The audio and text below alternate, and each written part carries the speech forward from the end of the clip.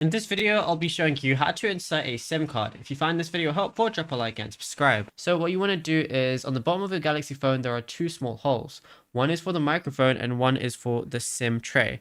So what you want to do is the SIM tray hole sits inside a small rectangular outline, which in my instance, I'm using an S25 Ultra. It's on the right side of my charging port. So what you want to do is locate your SIM ejection tool, which is the metal pin that came in the box, and a small paper clip also works in a pinch. So insert the pin vertically into the hole on the SIM tray, press firmly until you hear the tray pop out slightly. Then use your fingernails to pull the tray completely out of the phone. And then all you got to do is place your nano SIM card into the tray, and one corner of the card is clipped or diagonal. Match this with the shape of the tray. And that's literally it. Then just select, secure it, press it back into your phone, and it should detect.